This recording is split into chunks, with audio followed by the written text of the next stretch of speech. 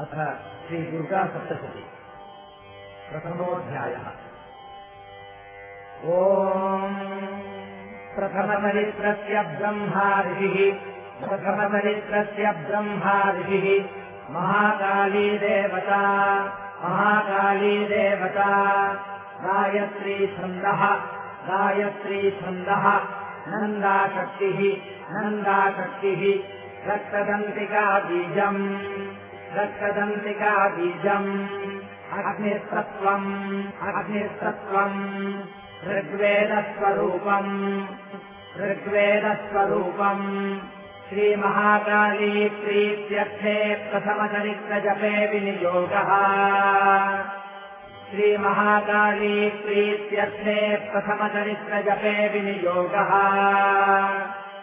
ध्यानम्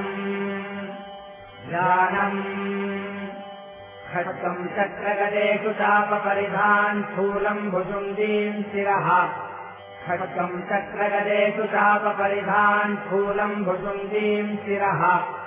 शङ्खम् सन्दधतीम् करैस्त्रिनयनाम् सर्वाङ्गभूषावृताम्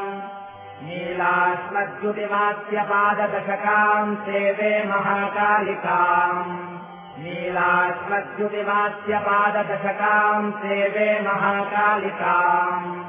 यामस्वोत्स्वपिते हरौ कमलजो हन्तुम् मधुम् कैटभम्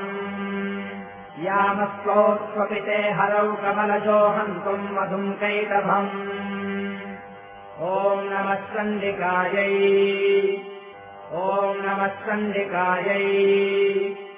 ॐ ऐं मार्कण्डेय उवाच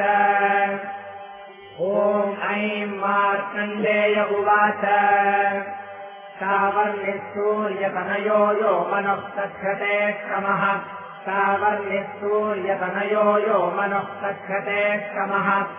निशामय तदुत्पत्तिम् विस्तराद्यदतो मम महामायानुभावेन यथा मन्वन्तराधिपः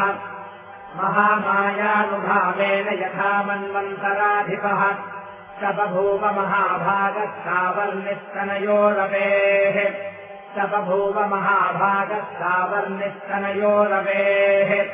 स्वारोदिशेऽन्तरे पूर्वम् चैत्रवंशसमुद्भवः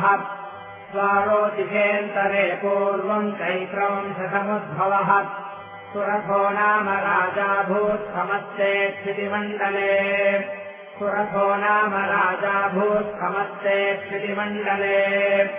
तस्य बालयतः सम्यक् प्रजाः पुत्राणि वौरसान्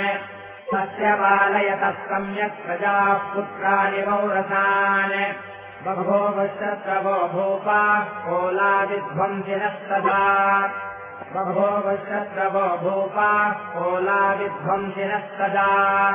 तस्य तैरभवद्युद्धमतिप्रबलदण्डिनः न्यूनैरपि सतैर्युद्धे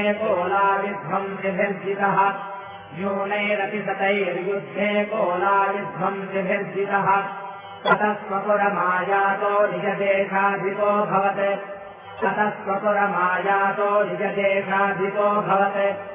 आक्रान्तस्य महाभागस्तैस्तदा प्रबलानिभिः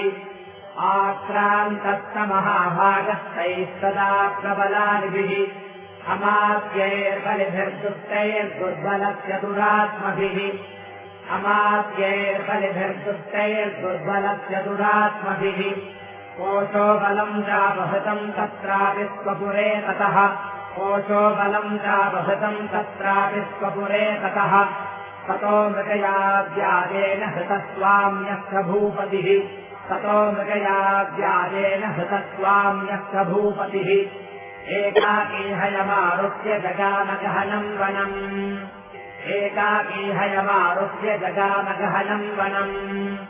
सतत्राश्रममद्राक्षी द्विजवर्यस्य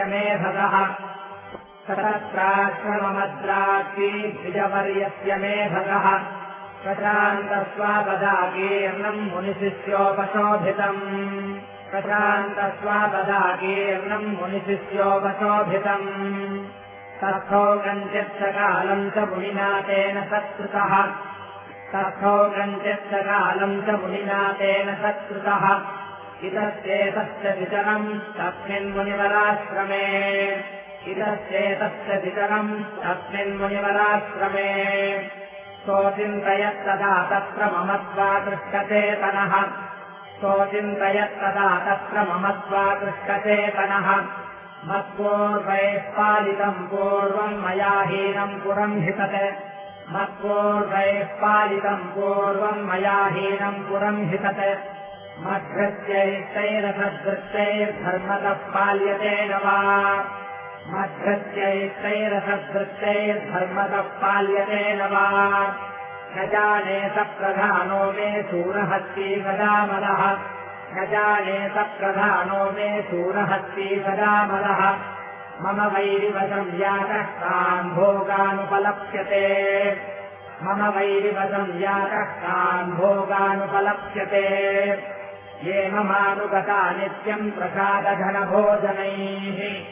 ये ममानुगता नित्यम् प्रसादधनभोजनैः अनुवृत्तिम् ध्रुवम् तेऽस्य कुर्वन्त्यन्यमहीभृताम् अनुवृत्तिम् ध्रुवम् तेऽस्य कुर्वन्त्यन्यमहीभृताम् असंयज्ञयशीलैस्तैः कुर्वद्भिः सततम् व्ययम्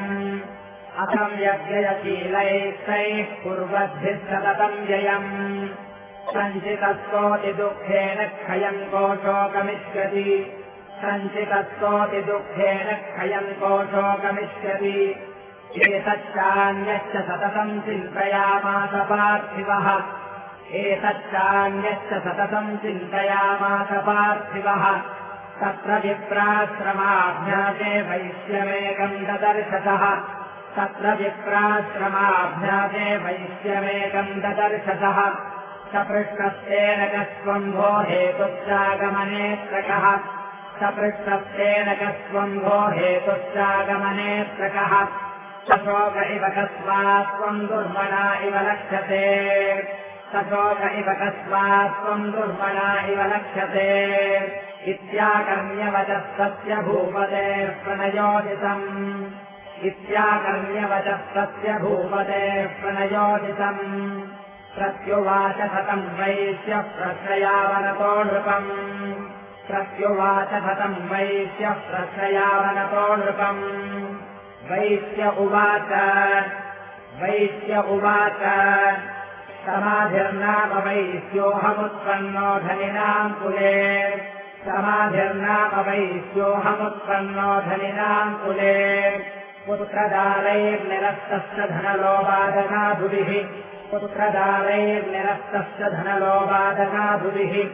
विहीनस्य धनैर्दारैः पुत्रैरादाय मे धनम् विहीनस्य धनैर्दारैः पुत्रैरादाय मे धनम् वनमभ्यागतो दुःखी निरस्तश्चाप्तबन्धुभिः वनमभ्यागतो दुःखी निरस्तश्चाप्तबन्धुभिः सोऽहम् न वेत्य पुत्राणाम् कुशलाकुशलादिगाम् सोऽहम् न वेत्य पुत्राणाम् कुशलाकुशलादिगाम्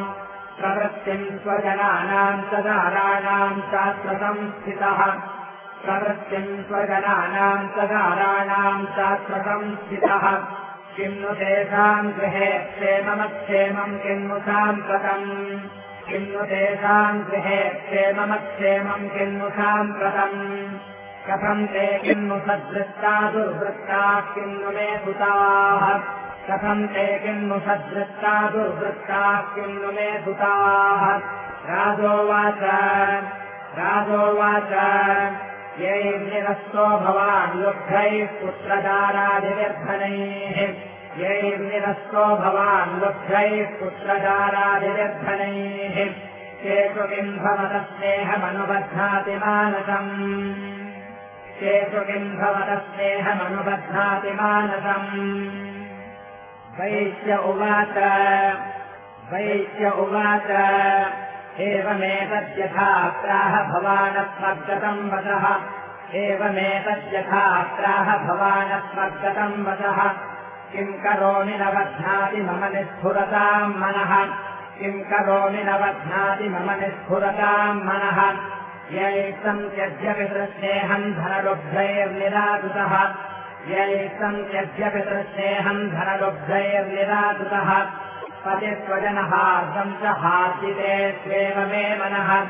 पतिस्वजनहार्दम् च हार्दिते त्वेव मे मनः किमेतन्नाभिजानामि जानन्नपि महामते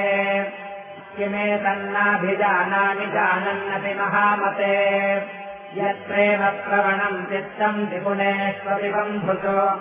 यत्रेव प्रवणम् चित्तम् विपुनेष्वविबन्धुषो तेषाम् कृते मे निःश्वासो दौर्मनस्यम् च जायते तेषाम् कृते मे निःश्वासो दौर्मनस्यम् च जायते करोमि किम् यन्न मनस्ते स्वप्रीतिषु निष्ठुरम् करोमि किम् यन्न मनस्ते स्वप्रीतिषु निष्ठुरम् मार्कण्डेय उवाच मार्कण्डेय उवाच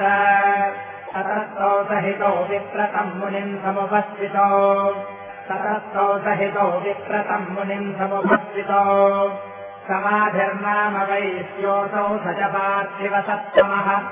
समाधिर्नाम वैश्योऽसौ स च पार्थिवसत्तमः कृत्वा तुतौ यथा न्यायम् यथार्हम् तेन संविदम् कृत्वा तुतौ यथा न्यायम् यथार्हम् तेन संविदम् उपविष्टौ तथा काश्चिच्चक्रतुर्वैश्यपार्थिवौ उपविष्टौ तथा काश्चिच्चक्रतुर्वैश्यपार्थिवौ राजोवाच भगवम् त्वामहम् प्रष्टुमिच्छाम्येकम् वदस्वतते भगवम् त्वामहम् प्रष्टुमिच्छाम्येकम् वदस्वतते दुःखाय यन्मे मनसः स्वचित्तायत्तताम् विना दुःखाय यन्मे मनसः स्वचित्तायत्तताम् विना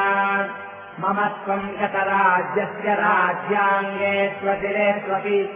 मम त्वम् गतराज्यस्य राज्याङ्गे स्वशिरे स्वपि जानतोऽपि यथाज्ञस्य किमेतन्मुनिसत्तम जानतोऽपि यथाज्ञस्य किमेतन्मुनिसत्तम अयम् स निकृतः पुत्रैर्दारैर्धृत्यैस्तथोज्झितः अयम् स निकृतः पुत्रैर्दारैर्धृत्यैस्तथोज्झितः स्वजनेन च संयजकस्ते सुहार्ति तथाप्यति स्वजनेन च संयजकस्ते सुहार्ति तथाप्यति एवमेक तथाहम् च द्वावप्यत्यन्तदुःखितौ एवमेक तथाहम् च द्वावप्यत्यन्तदुःखितौ दुष्टदोषेऽपि विषये मम त्वातुष्टमानसौ दुष्टदोषेऽपि विषये मम त्वातुष्टमानसौ तत्किमेतन्महाभागजन्मोहो ज्ञानिनोरपि तत्किमेतन्महाभागजन्मोहो ज्ञानिनोरपि ममास्य च भवत्येषा विवेकान्धस्य मूढता ममास्य च भवत्येषा विवेकान्धस्य मूढता ऋषिरुवाच ज्ञानमस्ति नमस्तस्य गन्तोर्विषयगोचरे ज्ञानमस्ति नमस्तस्य गन्तोर्विषयगोचरे विषयश्च महाभागयातितैवम् पृथक् पृथक् विषयश्च महाभागयातितैवम् पृथक् पृथक् दिवान्धाः प्राणिनः केचिद्रात्रावन्धास्तथा परे दिवान्धाः प्राणिनः केचिद्रात्रावन्धास्तथा परे केचिद्दिवा तथा रात्रौ प्राणिनः तुल्यदृष्टयः केचिद्दिवा तथा रात्रौ प्राणिनः तुल्यदृष्टयः ज्ञानिनो मनुजाः सत्यम् किन्तु तेन हि केवलम् ज्ञानिनो मनुजाः सत्यम् किन्तु तेन हि केवलम् यतो हि ज्ञानिनः सर्वे पशुपक्षिमृगादयः यतो हि ज्ञानिनः सर्वे पशुपक्षिमृगादयः ज्ञानम् ततन्मनुष्याणाम् जगत्तेषाम् मृगपक्षिणाम् ज्ञानम् ततन्मनुष्याणाम् जगत्तेषाम् मृगपक्षिणाम् मनुष्याणाम् च यत्तेषाम् तुल्यमन्यत्तथोभयोः मनुष्याणाम् च यत्तेषाम् तुल्यमन्यत्तथोभयोः ज्ञानेऽपि सति पश्यैतान् पतङ्गाच्छावतञ्जुषु ज्ञानेऽपि सति पश्यैतान् पतङ्गाद्धावतञ्जुषो खगनमोक्षादृतान् मोहाच्छीद्यमानानपि स्पृधान् खगनमोक्षादृतान् मोहाच्छीद्यमानानपि स्पृधान्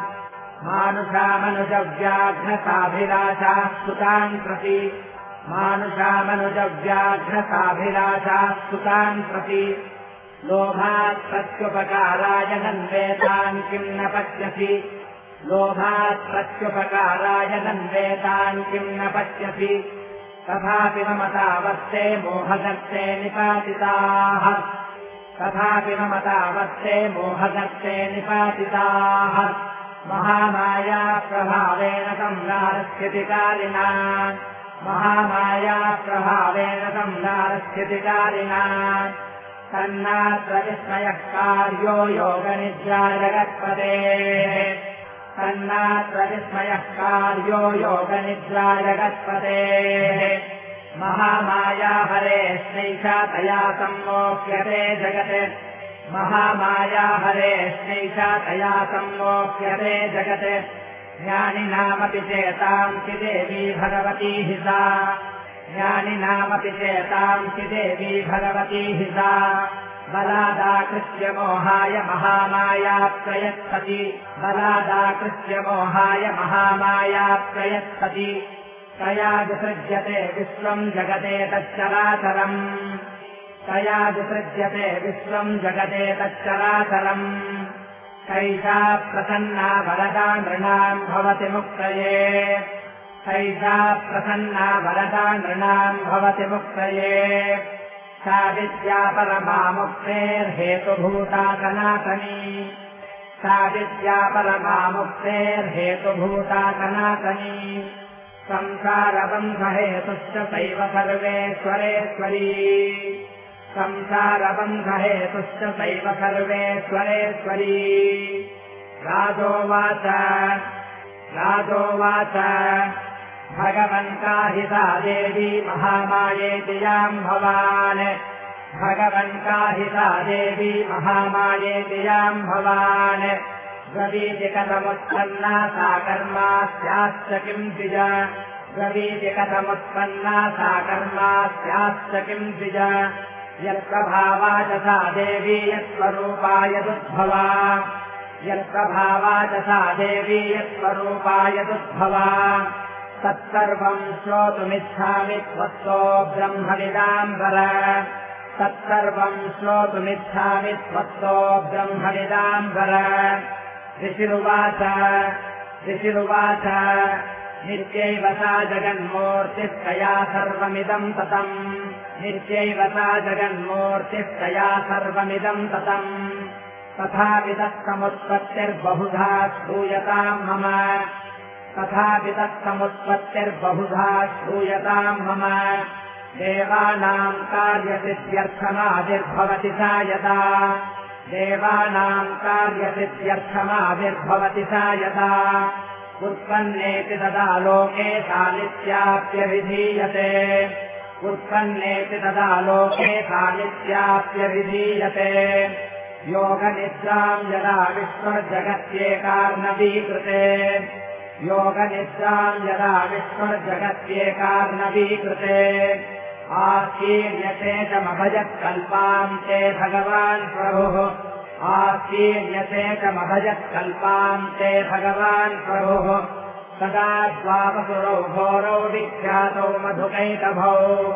सदा द्वावसुरौ घोरौ विख्यातौ मधुकैटभौ विष्णुकर्णमलोद्भूतौ हन्तुम् ब्रह्माणमुद्यतौ विष्णुकर्णमलोद्भूतौ हन्तुम् ब्रह्माणमुद्यतौ तनाभिकमले विष्णोः स्थितो ब्रह्मा प्रजापतिः तनाभिकमले विष्णोः स्थितो ब्रह्मा प्रजापतिः दृष्ट्वा तावसुरौ चोग्रौ प्रसुप्तम् च जनार्दनम् दृष्ट्वा तावसुरौ चोग्रौ प्रसुप्तम् च जनार्दनम् तुष्टावयोगनिद्राम् तामेकाग्रहृदयस्थितः तुष्टावयोगनिद्राम् तामेकाग्रहृदयस्थितः विबोधनार्थाय हरेर्हरिनेत्रकृतालयाम् विबोधनार्थाय हरेर्हरिनेत्रकृतालयाम् विश्वेश्वरीम् जगद्धात्रीम् स्थितिसंहारकारिणीम् विश्वेश्वरीम् जगद्धात्रीम् स्थितिसंहारकारिणीम् निद्राम् भगवतीम् विष्णोरतुलाम् तेजसः प्रभुः निद्राम् भगवतीम् विष्णोरतुलाम् तेजसः प्रभुः ब्रह्मोवाच त्वम् स्वाहा त्वम् सुधा त्वम् हि वषट्कारस्वरात्मिका त्वम् स्वाहा त्वम् सुधा त्वम् हि वषट्कारस्वरात्मिका सुधा त्वमक्षरे नित्ये त्रिधा मात्रात्मिका स्थिता सुधा त्वमक्षरे नित्ये त्रिधा मात्रात्मिका स्थिता अर्धमात्रा स्थिता नित्यायानुच्चार्या विशेषतः अर्धमात्रा स्थिता नित्यायानुच्चार्या विशेषतः त्वमेव सन्ध्या सावित्री त्वम् देवि जननी परा त्वमेव सन्ध्या सावित्री त्वम् देवि जननी परा त्वयैतद्धार्यते विश्वम् त्वयैतत्सृज्यते जगत् त्वयैतद्धार्यते विश्वम् त्वयैतत्सृज्यते जगत् त्वयैतत्पाल्यते देवि त्वमस्यन्ते च सर्वदा त्वयैतत्पाल्यते देवि त्वमस्यन्ते च सर्वदा विसृष्टो सृष्टिरूपा त्वम् स्थितिरूपा च पालने विसृष्टो सृष्टिरूपा त्वम् स्थितिरूपा च पालने तथा संहृतिरूपाम् ते जगतोऽस्य जगन्मये तथा संहृतिरूपाम् ते जगतोऽस्य जगन्मये महाविद्या महामाया महामेधा महास्मृतिः महाविद्या महामाया महामेधा महास्मृतिः महामोहा च भवति महादेवी महासुरी महामोहा च भवति महादेवी महासुरी प्रकृतिस्त्वम् सर्वस्य गुणत्रयविभागिनी प्रकृतिस्त्वम् सर्वस्य गुणत्रयविभागिनी कालरात्रिर्महारात्रिर्मोहरात्रिश्च दारुणा कालरात्रिर्महारात्रिर्मोहरात्रिश्च दारुणा त्वम् श्री त्वमेश्वरी त्वम् ह्री त्वम् बुद्धिर्बोधलक्षणा त्वम् श्री त्वमेश्वरी त्वम् ह्री त्वम् बुद्धिर्बोधलक्षणा लज्जा पुष्टिस्तथा पुष्टित्वम् शान्तिः क्षान्तिरेव च लज्जा पुष्टिस्तथा पुष्टित्वम् शान्तिः क्षान्तिरेव च खड्गिनी शूलिनी घोरा गदिनी चक्रिणी तथा खड्गिनी शूलिनी घोरा गदिनी चक्रिणी तथा कण्ठिनी चापिनी बाणभुषुण्डी परिघायुधा कण्ठिनी चापिनी बाणभुषुण्डी परिघायुधा सौम्या सौम्यतरा शेष सौम्येभ्यस्पति सुन्दरी सौम्या सौम्यतरा शेष सौम्येभ्यस्पति सुन्दरी परापराणाम् परमात्मनेव परमेश्वरी परापराणाम् परमात्मनेव परमेश्वरी यच्च किञ्चित् क्वचिद्वस्तु सदसद्वाखिलात्मिके यच्च किञ्चित् क्वचिद्वस्तु सदसद्वाखिलात्मिके तस्य सर्वस्य या शक्तिस्ता त्वम् किम् सूयसे तदा तस्य सर्वस्य या शक्तिस्ता त्वम् किम् सूयसे तदा यया त्वया जगत्सृष्टा जगत्पात्यत्रियो जगत् यया त्वया जगत्सृष्टा जगत्पात्यत्रियो जगत् सोऽपि निद्रावशम् नीकः कस्त्वाम् स्तोतुमिहेश्वरः सोऽपि निद्रावशम् नीकः कस्त्वाम् स्तोतुमिहेश्वरः विष्णुः शरीरग्रहणमहमीशान एव च विष्णुः शरीरग्रहणमहमीशान एव च कारितास्ते यतो तत्त्वाम् कस्तोतुम् शक्तिमान् भवेत् कारितास्ते यतो तत्त्वाम् कस्तोतुम् शक्तिमान् भवेत् सा त्वमित्थम् प्रभावैस्वैरुदारैर्देवि संस्तुता सा त्वमित्थम् प्रभावैस्वैरुदारैर्देवि संस्तुता मोहयेतौ दुराधर्चा वसुरौ मधुकैकभौ मोहयेतौ दुराधर्चा वसुरौ मधुकैकभौ प्रबोधम् च जगत्स्वामी नीयतामच्युतो लघु प्रबोधम् च जगत्स्वामी नीयतामच्युतो लघु गोधस्य क्रियतामस्य हन्तुमेतौ महासुरौ गोधस्य क्रियतामस्य हन्तुमेतौ महासुरौ ऋषिरुवाच एवम् स्तुता तदा देवी तामसी तत्र वेधसा एवम् स्तुता तदा देवी तामसी तत्र वेधसा विष्णो प्रबोधनार्थाय निहन्तुम् मधुनैकभौ विष्णो प्रबोधनार्थाय निहन्तुम् मधुनैकभौ नेत्रास्य नासिका बाहुहृदयेभ्यस्तथोरतः नेत्रास्य नासिका बाहुहृदयेभ्यस्तथोरतः निर्गम्य दर्शने दत्तो ब्रह्मणो व्यक्तजन्मनः निर्गम्य दर्शने दत्तो ब्रह्मणो व्यक्तजन्मनः उत्तस्थौ च जगन्नाथस्तया मुक्तो जनार्दनः उत्तस्थौ च जगन्नाथस्तया मुक्तो जनार्दनः एकार्णवेहि शयनात् ततस्तदृशे ततौ एकार्णवेहि शयनात् ततस्तदृशे ततौ मधुकैकभौ दुरात्मानाभतिवीर्यपराक्रमौ मधुकैकभौ दुरात्मानाभतिवीर्यपराक्रमौ क्रोधरक्ते क्षणावस्तुम् ब्रह्माणम् जनितोद्यमौ क्रोधरक्ते क्षणावस्तुम् ब्रह्माणम् जनितोद्यमौ समुत्थाय ततस्ताभ्याम् वियुधे भगवान् हरिः समुत्थाय ततस्ताभ्याम् वियुधे भगवान् हरिः पञ्चवर्षसहस्राणि बाहुप्रहरणो विभुः पञ्चवर्षसहस्राणि बाहुप्रहरणो विभुः तावप्यतिबलोन्मत्तौ महामायादिमोहितौ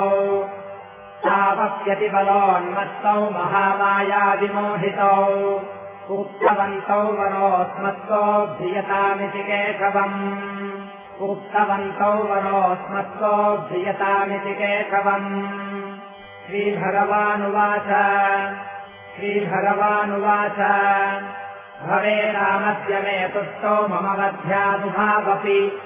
भवेरामस्य मे तुष्टो मम वध्यादुभावपि शिवन्येन वरेणात्र एतावद्धिवृतम् मम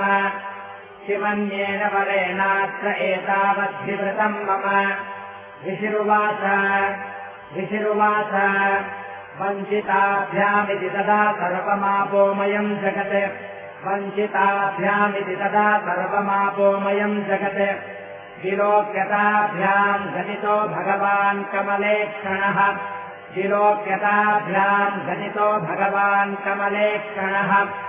आवाम् जहिनयत्रोर्वी सलिलेन परिप्लुता आवाम् जहिनयत्रोर्वी सलिलेन परिप्लुता ऋषिरुवाच